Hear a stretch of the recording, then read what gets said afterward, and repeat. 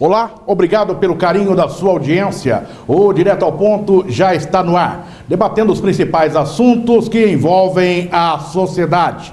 Nesta edição, vamos destacar, em 24 horas, choveu 83 milímetros, bem acima da média do mês. População acima de 60 anos vai crescer 75% em Sorocaba. Nesta edição do Direto ao Ponto, hoje é dia de entrevista e o nosso convidado, Dr. Marcelo Carriel, delegado seccional de polícia, que vai fazer um balanço das atividades da Polícia Civil em Sorocaba e vai falar sobre a conclusão do inquérito da Santa Casa. Na nossa tribuna de formadores de opinião, Dr. Ézio Vestina, advogado e especialista em trabalhista, civil e família. Dr. Luiz Henrique Ferraz, advogado, secretário da OAB Sorocaba. Em 24 horas, choveu em Sorocaba mais do que a média histórica para todo o mês de setembro. Segundo o Instituto Nacional de Meteorologia, foram aproximadamente 83 milímetros entre as 21 horas de segunda-feira e as 21 horas de ontem, sendo que a média histórica para todos os 30 dias é de 60 milímetros. Doutor Ézio Vestina, satisfação imensa tê-lo conosco mais uma vez na tribuna dos formadores de opinião do Direto ao Ponto. A cidade de Sorocaba está preparada diante deste primeiro momento que vivemos, dessas fortes chuvas, para o verão que se aproxima, doutor? Satisfação. Satisfação é minha, Oliveira, é um prazer estar aqui novamente com você, com o doutor Luiz, para nós comentarmos esse assunto. A impressão que deu ontem é que não, né? Em que pese nós tenhamos que reconhecer que foram tomadas algumas providências, a própria construção do piscinão, a elevação ali da marginal, mas ainda percebe-se que a cidade não está.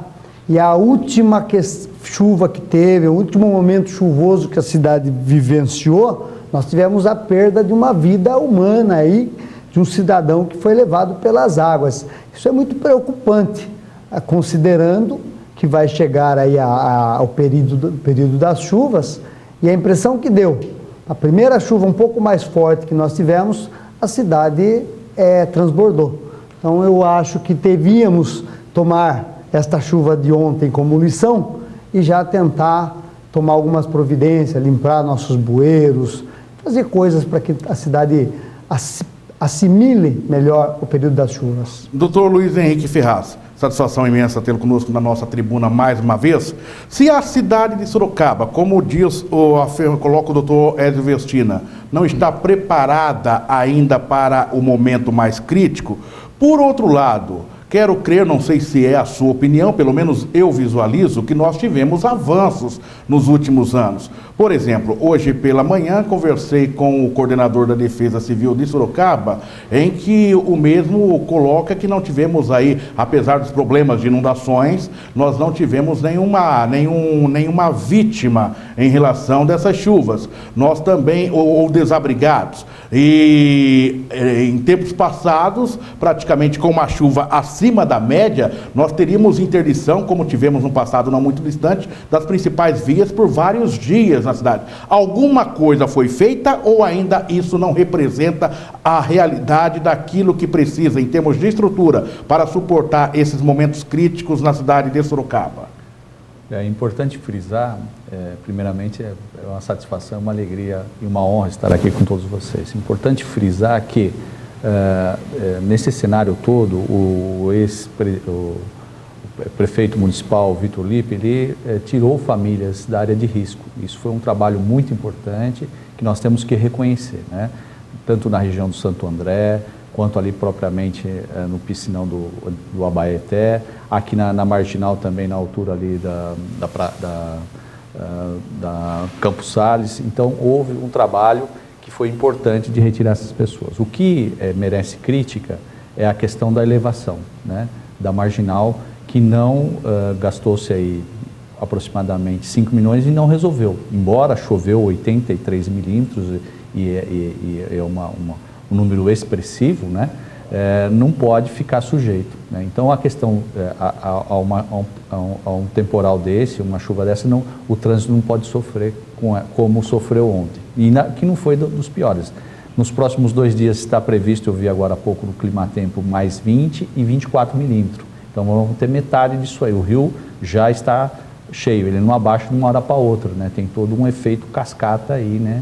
Então eu acredito que, né, nos próximos 2 dias poderemos ter um evento danoso ao trânsito de Sorocaba. Só para fechar, nós tínhamos o parque, hoje Parque das Águas, durante épocas foi cenário, inclusive jornalistas faziam plantão em época de chuva, porque sabiam que ali era um ponto de inundação. A Dom Aguirre, nós sabíamos também que ali era um ponto de inundação. Mesmo com a elevação, e para ser justo, dentro daquilo que os técnicos colocaram na época, ela continuaria inundando com uma lâmina de aproximadamente 20 a 30 centímetros, como ocorreu no dia de ontem, mas com uma vazão rápida, ou seja, a liberação rápida da pista. Isso não foi o suficiente, doutor? Eu acredito que não. Numa obra que gasta 5 milhões e não tem eficiência, penso que não é suficiente e houve erro no projeto e na execução. Entendo que isso não foi resolvido, porque 5 milhões não é um valor pequeno para uma obra como foi feito na época. Sem considerar o transtorno que a obra causou na época que ela foi feita, né? Sem dúvida. Uma cidade com 600 mil habitantes, que tem uma chuva acima da média e que não registra nenhuma vítima, já não é um fato a ser considerado. De repente dá a interpretação que eu estou aqui tentando fazer algum tipo de defesa. Não, eu estou colocando justamente para a análise dos senhores. Não, mas nem eu nem o doutor Luiz, e nem tampouco você, deixou de considerar os avanços. Os avanços houveram, as providências tomadas. A questão é que, nem o doutor Luiz falou, é o tamanho da eficiência delas. E daí, o que fazer, como procedeu o poder público nesse momento, visando amenizar as consequências de períodos mais críticos, doutor? Estudar e melhorar. Infelizmente, administração. Doutor Luiz Henrique Ferraz. Penso também que o Rio Sorocaba tem que ser repensado, tem que tirar os gargalos, por conta que, tendo um estrangulamento, acaba também ocorrendo a inundação ali, principalmente na Praça Lions, que é uma rotatória muito importante, uma via muito importante em Sorocaba, e continuar o trabalho de retirar as pessoas de situação de risco, de moradia especialmente. Doutor Vestino? Apenas um registro rápido. Uma crítica. O desassoreamento do Rio Sorocaba. Nós devíamos estar continuando a fazer o desassoreamento e as dragas foram suprimidas. Então eu vou fazer o seguinte, doutor Vestina colocou a crítica sua nessa questão, doutor Luiz Henrique. Em relação à obra, não foi uma obra que, repito, gastou um valor excessivo e não resolveu. Então, como que pode, de certa forma, concordar e entender que isso foi eficiente? Não foi eficiente. Há um lado positivo, doutor Vestina? Sim, o lado positivo nós temos que considerar é o trabalho que foi feito pela administração pública com a feitura do Parque das Águas, a elevação, ainda que não tenha chegado ao nível que devia chegar, foi feito e dá algum resultado, mas ainda precisa ser feito e as dragas têm que ser voltadas. Tem um lado positivo, doutor Luiz Henrique? Sim, sem dúvida. O fato de não perder vidas, isso é muito importante. Moradias, lógico que tem o fato positivo. E tem que lembrar também que esse senhor que faleceu lá perto do Central Park, eu não me lembro o nome do córrego, ele também abusou, né, da segurança quando atravessou. Então fica um conselho para que as pessoas, em nenhum momento, porque engana, pode ter um buraco, pode ter uma escavação, um desmoronamento e você cai com o carro ou cai andando de bicicleta ou de moto. Então não abusem nessa questão, faça o contorno e preserve a sua vida. A população acima de 60 anos em Sorocaba deve aumentar 75,17% no ano de 2030, segundo uma projeção feita pela Fundação Sistema Estadual de Análise de Dados do SEAD. De acordo com estudos, em 2015, a população de idosos, pessoas com 60 anos ou mais, que é de 78.093, vai saltar para 136.797 pessoas, aumento de 58.704 pessoas. Doutor Luiz Henrique Ferraz, e aí? Que políticas devem ser desenvolvidas pelas nossas autoridades nesse sentido, doutor? Nós temos o Estatuto do Idoso, que foi recentemente, há alguns anos, né? Mas a efetividade dele nós estamos ainda patinando na aplicabilidade dele, né? E especialmente no município, que a questão é de Sorocaba, temos que desenvolver políticas públicas para que possamos implementar, como, por exemplo, a questão de moradia, né?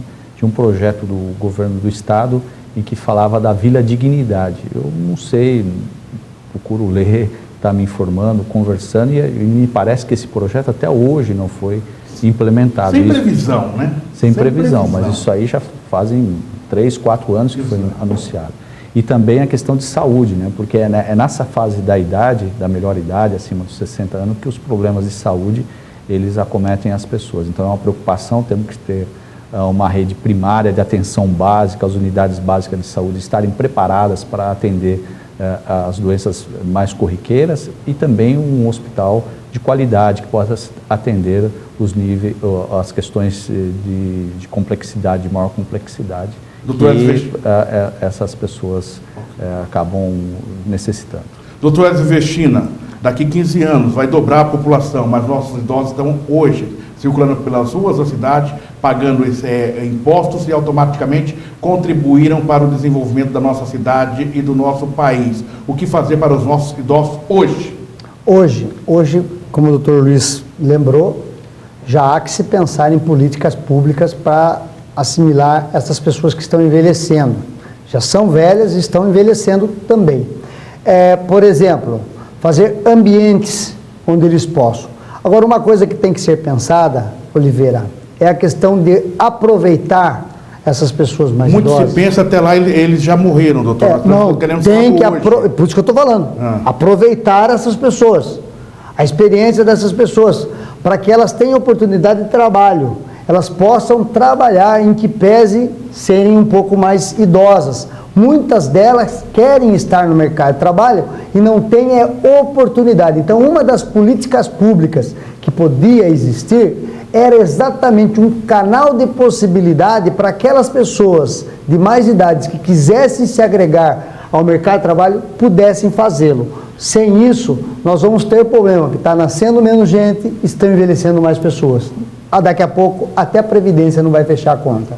O Direto ao Ponto vai para o intervalo e volta na sequência conversando com o delegado seccional de polícia, Dr. Marcelo Carriel. Voltamos já.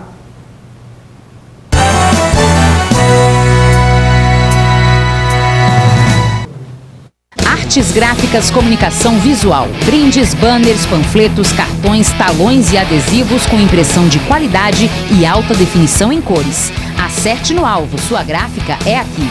Rua Atanásio Soares, 2856. Telefone 3346-8724.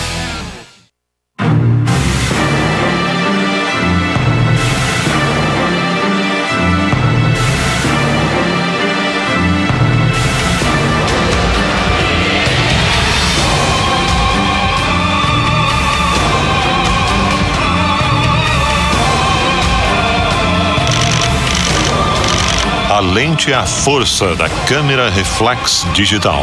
Canon EOS. Canon.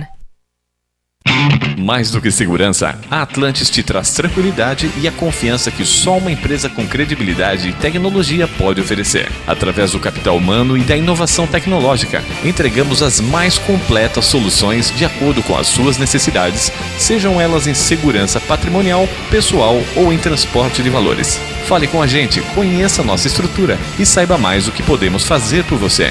Atlantis, inovação em segurança. Se você teve catapora, você pode desenvolver zoster, independente do seu estado de saúde. Quem teve catapora tem o vírus. Zoster é uma doença que pode causar bolhas e dor intensa. Para algumas pessoas, a dor pode durar meses e dificultar até atividades cotidianas, como tomar banho, se vestir ou secar o cabelo. Seu risco aumenta à medida que você fica mais velho. Cerca de 70% das pessoas que desenvolvem zoster têm mais de 50 anos. Fale com o seu médico. Entenda o zoster. Totalmente voltado ao mercado imobiliário, o TV Imóveis é focado em levar oportunidades de negócios dos mais variados empreendimentos, a fim de garantir a comunicação direta entre empreendedor e consumidor. O programa conta também com entrevistas de profissionais, dicas e notícias atualizadas do mercado imobiliário. TV Imóveis, aqui na TVR. aqui é enfermaria. Tá sempre cheia de gente cuidando de nós. Esse é o meu quarto. Aqui que eu fico, leio, assisto TV e faço lição de escola. Aqui é quimioterapia. A mamãe fica junto comigo quando eu faço tratamento. Graças à ajuda de pessoas como você, o GEPASS está salvando a vida do Cauã, da Sofia e do Gabriel. Ajude. Ligue. Prepare-se para ficar por dentro de tudo o que acontece no mundo dos automóveis, motocicletas e competições.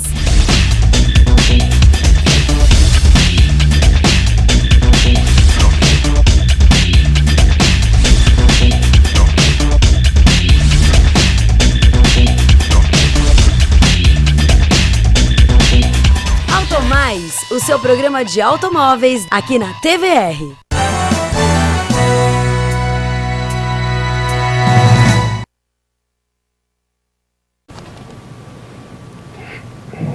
Silêncio gravando. O que acontece no mundo dos automóveis, motocicletas e competições.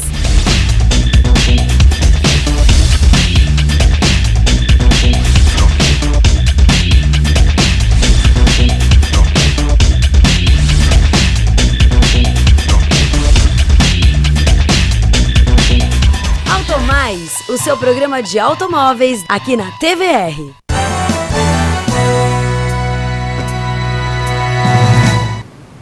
Voltamos com Direto ao Ponto, debatendo os principais assuntos de Sorocaba e toda a região. Na nossa tribuna de formadores de opinião, Dr. Ezio Vestina, advogado, especialista em trabalhista, civil e família. Dr. Luiz Henrique Ferraz, advogado, secretário da 24ª Subseção da Ordem dos Advogados do Brasil. Hoje é dia de entrevista especial. Com grande satisfação, recebemos o delegado seccional de Sorocaba, Dr. Marcelo Carrel. Dr. Marcelo Carrel, satisfação imensa tê-lo conosco aqui no Direto ao Ponto. Satisfação é toda minha, Oliveira. Obrigado pelo convite. Nós que agradecemos, e nessa nossa conversa com o Dr. Marcelo Carrel, vamos procurar destacar vários assuntos que envolvem a Polícia Civil, as atividades da Polícia Civil. Doutor Marcelo Carrel, um balanço dos trabalhos, das atividades da Polícia Civil em Sorocaba até a presente data. Bom, eu posso falar deste ano, nós desde fevereiro, de forma paralela e adicionando as nossas atividades diárias, nós fazemos, então, desde o mês de fevereiro, uma vez por mês, operações mensais e especiais, que visam o cumprimento, por exemplo, de mandados de buscas, de mandados de prisão. E nós concentramos todas as unidades, são 36 delegacias, divididas em 18 cidades. Sorocaba sendo sede, mais 17 que compõem a nossa sub-região. Para você ter uma ideia, Oliveira, a região de Sorocaba, essa sub-região, essa seccional mais a sede, ela é composta de quase 1,5 milhão de habitantes. E nessa área territorial, então, nós temos a secção de Sorocaba, tem 34 delegacias de polícia. Somente nesses dias de operações, uma vez por mês, então do mês 2 ao mês 8, que foi a última, mês 9 ainda não foi feito, nós temos 6 operações. Seriam 6 dias, um dia a cada um desses meses, né? A média de prisão por dia é de 150 pessoas. Muitas presas em flagrante por mandados de prisão, outras presas em flagrante delito. E paralelamente a isso, nós temos a questão da investigação, que é o nosso foco principal. Posso dar como exemplo, e com muito prazer, com muita satisfação, que o índice de esclarecimentos de homicídio da seccional Sorocaba é o maior do estado e um dos maiores do Brasil. Pouca gente sabe disso. Nós temos o último mês fechado em 132% o esclarecimento de homicídios. E por que 132%? Se esclarece mais casos do que ocorrem dentro do ano, dentro do período. Então, casos mais antigos, de 1, 2, 3 anos, que agora são esclarecidos. Por isso a questão de se ultrapassar 100%. Então a gente conseguiu retomar a questão investigativa, que é o foco principal da polícia judiciária, não é a prevenção, não é a ostensividade. A ostensividade é pontual nas questões das operações especiais. Já vou abrir para os nossos formadores de opinião. Doutor Edson Vestino, sua pergunta ao doutor Marcelo Carriel. Doutor Marcelo Carriel, nós sabemos que o crime organizado, ele, cada dia que ele aumenta e avança, até mesmo no aspecto de serem atrevidos. Crimes que a gente não via acontecer, hoje acontece à luz do dia, eles explodem caixa, fazem. A nossa polícia civil, vamos falar de Sorocaba, ou da nossa região metropolitana, ela vem acompanhando isso, tanto no aspecto de inteligência, como também na sua preparação para enfrentamento a esse recrudescimento do crime organizado? Sim, e vou dar um exemplo do ano passado para cá, meados do segundo semestre, até há 2 meses atrás, nós tínhamos computado 8 quadrilhas presas, especificamente que compõem a questão da explosão de caixas eletrônicos, 8 quadrilhas organizadas que praticaram diversos delitos, inclusive um deles, realmente eles são abusados, ocorreu dentro de um hospital, aqui em Sorocaba, dentro da Unimed, houve uma explosão de caixa eletrônica. O nosso principal problema não é a organização desses grupos ou o poderio bélico, que também é muito grande. A nossa principal dificuldade é a questão da legislação. Esse furto é um furto mediante arrombamento, e o arrombamento é feito mediante explosão. Então é um furto com associação criminosa armada, né, explosivos, e infelizmente boa parte dessa quadrilha que foi presa há 1 ano, por exemplo, já está na rua. Então a gente enxuga gelo. Isso não deixa o policial triste, doutor? Decepcionado. A gente faz a nossa parte. Há 2 anos foi, inclusive, aventada a possibilidade do enquadramento legal na Lei de Segurança Nacional dessas pessoas, que expõe a risco número indeterminado de pessoas com uma explosão. A incomunidade pública, trocam tiros com os policiais, armados de fuzis, de armas que só o Exército poderia, em tese, possuir, e a polícia, de novo, na legislação, com o Estatuto do Desarmamento, Oliveira, eu lhe afirmo que nós somos desarmados. Tivemos que entregar todos os fuzis, metralhadoras, que eram apreendidos e legalmente depositados pelo juízo aos policiais para que trabalhassem com essas armas, tivemos que entregar para que fossem destruídos. Quer dizer, a polícia não pode usar, mas destruir pode. É uma informação que pela primeira vez eu obtive essa informação aqui. A sociedade exato, a sociedade. É um absurdo, mas infelizmente é a realidade. Doutor Luiz Henrique Ferraz, sua pergunta. Nós sabemos que o tráfico de droga é um problema sério, porque financia o crime organizado, né? Nós observamos em Sorocaba a DISE, né? E ela diminuiu as operações. Gostaria de saber do doutor Carriel o porquê que a DISE, de certa forma, baixou a sua produtividade, se essas questões estão sendo operacionalizadas pela DIG, como é que está esse trabalho de inteligência e de prisão de traficantes em Sorocaba e região? A Sorocaba, ela parou de ser refém, a Polícia Civil, de uma forma geral, parou de ser refém de 2 unidades especializadas que no passado faziam de tudo, DIG e DISE. Hoje as unidades territoriais, que mais são conhecidas como distritos policiais ou DPs, elas dentro da área territorial que compõe a sua competência para investigar, elas combatem o tráfico de drogas, o porte de armas, o roubo de veículos com investigação que geram mandados de busca e apreensão expedidos pelos juízes, que geram mandados de prisão. Então foi desonerada a DIG da questão de pequenos pontos que vendem a miúdo fazem o tráfico de droga de forma pequena, o que chamam de bocas de fumo, né? A DISI hoje ela já está há uns 3 meses reestruturada, com uma nova equipe, e o trabalho não aparece porque é mais um trabalho de inteligência e cruzamento de dados. A última operação que eu citei mensal, que foi o mês passado, só a DISI prendeu num dia só 12 pessoas que estavam sendo investigadas e que culminou com a prisão dessas 12 pessoas exatamente no dia da operação. É isso que acontece com a DISI, por isso que ela parece não estar tão ativa, mas está mais do que nunca. Doutor Marcelo Carriel, a crise econômica, ela poderá ocasionar o fechamento de delegacias na cidade após, inclusive hoje, o jornal Cruzeiro do Sul, ele coloca que o Estado deve assumir o aluguel de 3 sedes da polícia na cidade de Sorocaba. Essa crise econômica afeta também a Polícia Civil, podendo ocasionar aí o fechamento de algumas delegacias? Não, de forma alguma. Faço essa pergunta baseado numa decisão recente envolvendo a Polícia Militar, onde tivemos o fechamento de unidades, companhias nos bairros.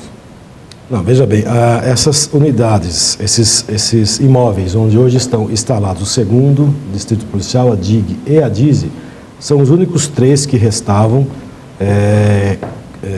cujo pagamento dos aluguéis era feito pelo Poder Municipal. Todas as outras unidades, e aqui eu tenho 11 distritos policiais e 5 delegacias especializadas, ou possuem prédio próprio, ou os que não são próprios são custeados pelo Estado. Então está havendo uma transferência contratual do município para o Estado, mas de forma alguma isso quer dizer que vai fechar alguma unidade, mesmo porque a única autoridade estadual que pode extinguir ou fechar uma unidade policial é o governador do Estado, então não há qualquer possibilidade nesse sentido. Portanto, nesse caso aqui é apenas uma troca de competência. Ou seja, a prefeitura deixa de pagar os aluguéis e passa volta, assim como o prefeito Antônio Carlos Panus, a responsabilidade de quem é o chamado responsável legalmente para tal que é o Estado. Exatamente. Culturalmente, Sorocaba e também em outras cidades, a prefeitura acaba com despesas, outras também, mas como, por exemplo, a dos imóveis. Mas a obrigação legal, como a polícia é estadual, a Polícia Civil é estadual, a obrigação legal é do Estado. E antes da crise chegar, a DDM era custeada e era pago o aluguel pelo município, nós passamos para o Estado, o 3º Distrito e aí por diante. Então, essas 3 unidades são as únicas que restavam e que agora o município não vai arcar com mais nenhum aluguel. A crise bateu na porta da sua delegacia? Também. E daí, qual foi a medida? Teve alguma medida mais radical? Na questão de custeio, de aquisição de bens de uso imediato de custeio, houve uma diminuição, um corte. E, por incrível que pareça, na questão de investimentos, ou entenda-se, construções, ampliações e reformas de delegacias, aí não há qualquer tipo de crise. Mas a gente está administrando e a gente sabe que o país inteiro passa por uma crise dessas. Não seria a polícia ou um órgão estadual que ficaria fora dessa questão da crise. No Direto ao Ponto, estamos recebendo o delegado seccional de Sorocaba, Dr. Marcelo Carriel, fazendo um balanço das atividades da Polícia Civil na região de Sorocaba. Nós vamos para o intervalo e voltamos discutindo operações da Polícia Civil, entre elas a investigação da Santa Casa de Misericórdia da cidade. Direto ao Ponto vai para o intervalo e volta já.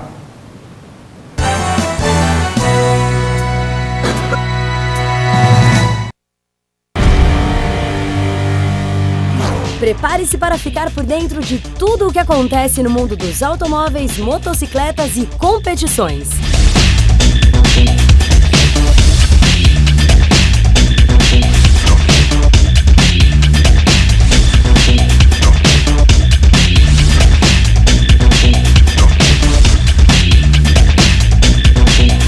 Automais, o seu programa de automóveis aqui na TVR. Aqui é a enfermaria, tá sempre cheia de gente cuidando de nós. Esse é o meu quarto, aqui que eu fico, leio, assisto TV e faço lição de escola. Aqui é quimioterapia, a mamãe fica junto comigo quando eu faço o tratamento. Graças à ajuda de pessoas como você, o GPAS está salvando a vida do Cauã, da Sofia e do Gabriel. Ajude. Ligue. Totalmente voltado ao mercado imobiliário, o TV Imóveis é focado em levar oportunidades de negócios dos mais variados empreendimentos, a fim de garantir a comunicação direta entre empreendedor e consumidor. O programa conta também com entrevistas de profissionais, dicas e notícias atualizadas do mercado imobiliário. TV Imóveis, aqui na TVR.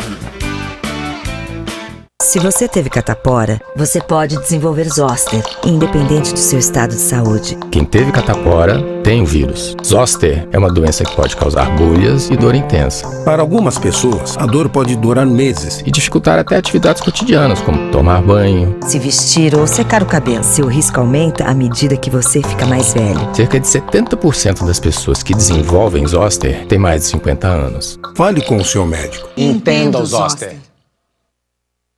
Mais do que segurança, a Atlantis te traz tranquilidade e a confiança que só uma empresa com credibilidade e tecnologia pode oferecer. Através do capital humano e da inovação tecnológica, entregamos as mais completas soluções de acordo com as suas necessidades, sejam elas em segurança patrimonial, pessoal ou em transporte de valores. Fale com a gente, conheça nossa estrutura e saiba mais o que podemos fazer por você.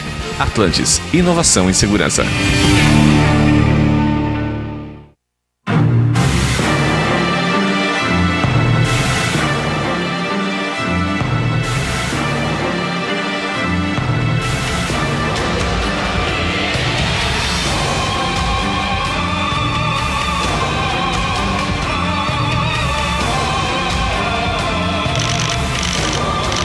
A lente é a força da câmera reflex digital. Canon EOS. Canon. Artes gráficas, comunicação visual, brindes, banners, panfletos, cartões, talões e adesivos com impressão de qualidade e alta definição em cores. Acerte no alvo, sua gráfica é aqui. Rua Atanásio Soares, 2856. Telefone 3346-8724.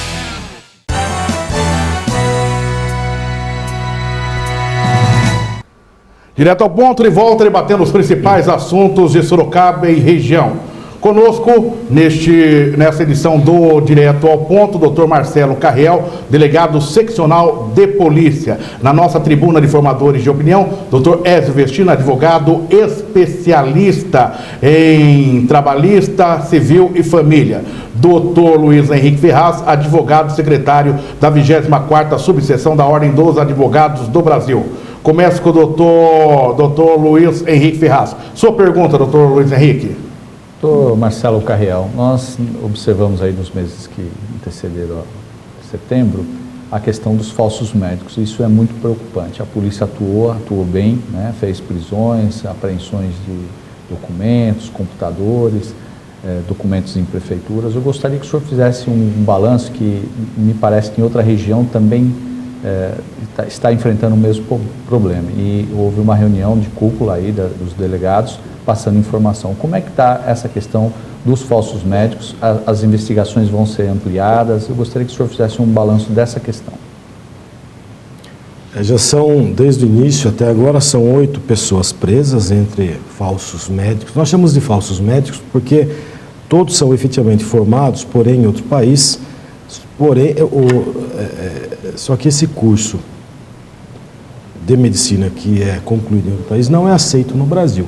Então essa pessoa precisa fazer o chamado revalida, que é uma prova onde ele tem que demonstrar os conhecimentos da área médica. É a mesma coisa, doutor, se é alguém que se forma e já quer advogar, não tem OAB, é a mesma coisa. Então ele não pode medicar, ele não pode clinicar, ele não pode atender na questão médica. E entre os 8, esses falsos médicos e alguns empresários que também são médicos aí verdadeiros, que possuem empresas que eram contratadas por algumas prefeituras para que fosse prestado então de forma terceirizada a prestação de serviços nos prontos de atendimento, Santa Casa e pronto-socorros. Foi constatado então que os falsos médicos eram cadastrados e eram colocados no mercado de forma fraudulenta, de forma criminosa. E com o avanço das investigações, chegamos a outras cidades fora da região ou da sub-região de Sorocaba, como Franca, por exemplo, Lençóis Paulista, Tatuí, capital também, São Paulo. E ontem, exatamente como disse o Dr. Ferraz, fizemos uma reunião na seccional com alguns, três delegados da cidade de Franca, onde a investigação da seccional de Sorocaba, especificamente da cidade de Mairinque, constatou o mesmo esquema criminoso ocorrendo de forma muito maior, com um número muito maior de falsos médicos atuando naquela região. Mas há uma interligação nessa rede, doutor? Os médicos que atuavam aqui, eles atuavam também em Franca ou na capital paulista? Há interligação exatamente porque as empresas, algumas coincidem como atuando na região de Sorocaba, na região de Franca e na capital. Então essas empresas costumeiramente faziam o cadastro e convocavam essas pessoas e as colocavam para executar os plantões. E as pessoas estavam sendo atendidas por pessoas que tinham uma formação médica, porém não eram habilitadas a fazer o atendimento. Doutor Vestina? Vou aproveitar, então, fazer uma pergunta dentro disso. A responsabilidade dos contratantes, né? Os municípios que contrataram, deve ter um secretário da saúde, deve ter um secretário de administração. Isso aí foi verificado? Como é que a polícia tem verificado, acompanhado essa questão da parte do contratante? Todo contrato que é feito pelo poder público e algum setor, algum tipo de serviço é terceirizado, geralmente tem que se constar no contrato quem é o gestor do contratante. O gestor é que vai fiscalizar se aqueles serviços efetivamente estão sendo prestados. Em alguns contratos com algumas prefeituras constava o gestor, outros não. O que a Polícia Civil fez foi retirar desse inquérito que apura o crime, né, vários crimes, peças e encaminhar ao Ministério Público para que, no âmbito da esfera civil, se apure uma eventual improbidade administrativa, por exemplo, para responsabilizar de forma objetiva na área civil e, eventualmente, se assim for demonstrado, a responsabilidade do administrador contratante. Então, houve um desmembramento e a informação para o Ministério Público analisar se ali ele vislumbra, eventualmente, para se instalar um inquérito civil, uma ação civil pública pela improbidade administrativa. Nessa questão da tipificação de crimes, aí teríamos aí a antiga tipificação de formação de quadrilha, associação criminosa, doutor?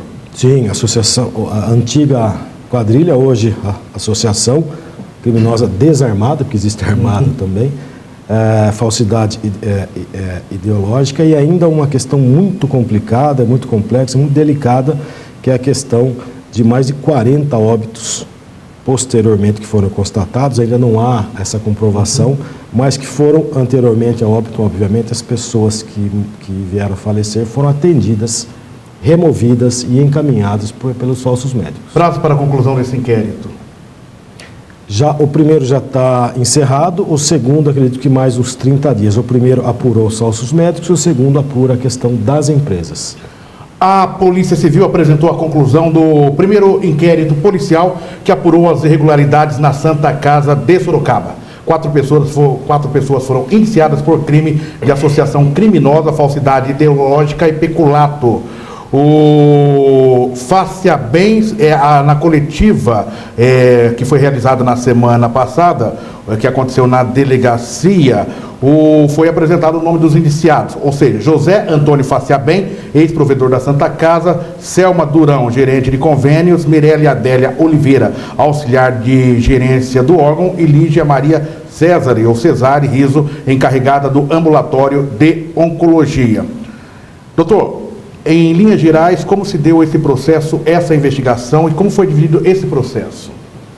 Inicialmente, instauramos um inquérito para apurar uma questão geral, e no transcorrer do primeiro inquérito, a gente decidiu que o melhor caminho seria o desmembramento e o foco, ou seja, se desmembrou em 3 inquéritos, e aí em cada um deles se focou a apuração de determinados crimes. Esse que foi encerrado semana passada foi o primeiro, concluído com esses crimes que você citou, e ali está claramente demonstrado que houve realmente o desvio. Esses desvios eram feitos através da oncologia, do convênio Santa Casa Saúde e do SUS. E esse convênio, a ferramenta utilizada, uma delas era exatamente a falsificação de documentos, a inserção de informações falsas, aí a falsidade ideológica. Né? E a associação, exatamente porque nesse inquérito se constatou, se identificou e se responsabilizou o número de 4 pessoas, aí a associação criminosa. Doutor Luiz Henrique Ferraz, sua pergunta. Essa questão nós temos que estar extremamente vigilantes, mesmo porque tem mais 3 inquéritos em andamento, né? Eu gostaria de saber do doutor Marcelo como é que estão as investigações nesses 3 inquéritos, se é que ele pode falar. E também nós observamos muito em várias operações deflagradas pelo país afora, tanto pela Polícia Federal quanto a Polícia Civil dos estados, o trabalho de inteligência. O que foi feito, o que vai ser feito, de quebra de sigilo, de busca de informações, de busca de documentos, novas oitivas. Eu gostaria que o senhor passasse para nós com um certo grau de sigilo, às vezes, que ainda a investigação está em andamento, fazer essa análise.